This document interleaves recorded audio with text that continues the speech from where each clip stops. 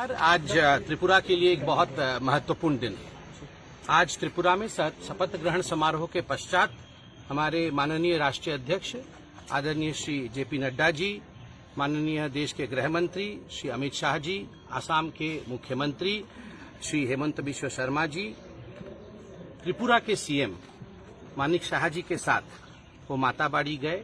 वहां उन्होंने माता त्रिपुरा सुंदरी जी का दर्शन किया और मां का आशीर्वाद मांगा है कि जो त्रिपुरा के 40 लाख निवासी हैं उन सबका कल्याण हो, सरकार को शक्ति प्रदान हो और सरकार अच्छा काम और जल कल्याणी काम करने में सक्षम रहे।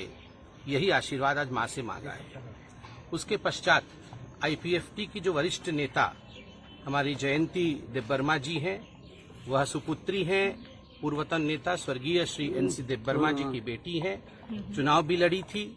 उनसे आदरणीय गृहमंत्री, राष्ट्रीय अध्यक्ष सभी की मुलाकात हुई, सीएम साहब की भी मुलाकात हुई और इस मुलाकात में, इस भेंट वार्ता में किस प्रकार से आईपीएफटी और भारतीय जनता पार्टी दोनों सदृढ़ रूप से काम कर सके, त्रिपुरा के उन्नयन के लिए, त्रिपुरा के उन्नति के लिए काम कर सके, इस विषय पर एक बहुत विस्तृत रूप से चर्चा की गई है। साथ ही आज महिला दिवस भी है, तो एक खुशखबरी आप सबके लिए है कि 2 जनजातीय महिलाएं, आदरणीय जयंती देबबर्मा जी जो आईपीएफटी से लड़ी थी चुनाव, हमारे गठबंधन की पार्टनर है, और बीजेपी से हमारी दूसरी जनजाति बहन पाताल कन्या जमातिया जो चुनाव लड़ी थी आशाराम बाड़ी से, कुछ वोटों से रह गई।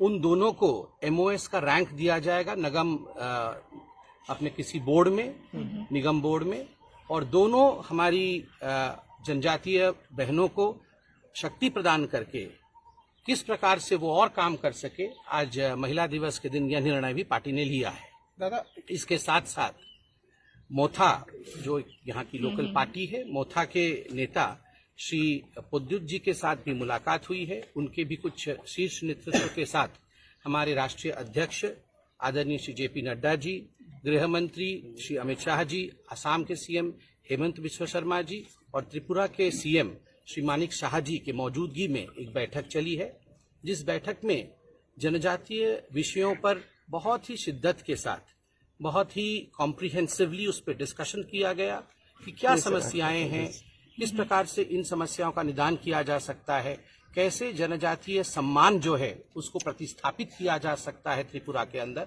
इन सब विषयों को गंभीरता से सुनने के बाद ये निर्णय लिया गया कि आईपीएफटी, बाकी सभी जो राजनीतिक दल हैं, जो सामाजिक दल हैं और मोथा, इनके साथ हमारी पार्टी एक चर्चा करेगी। सीएम साहब ने कहा है कि एक विस्तृत चर्चाओं की श्रृंखला, सीरीज ऑफ टॉक्स इनके साथ किया जाएगा और उसके पश्चात समाधान भी निकाला जाएगा। और ये समाधान एक ही मंत्र के साथ, सबका साथ, सबका विकास, सबका विश्वास, सबके प्रयास, इसी मंत्र के साथ निकाला जाएगा। आज आप लोगों की तीसरा मोता के साथ बैठक हुई है, इसमें क्या डिप्टी सीएम को लेकर कोई भी चर्चा हुई है?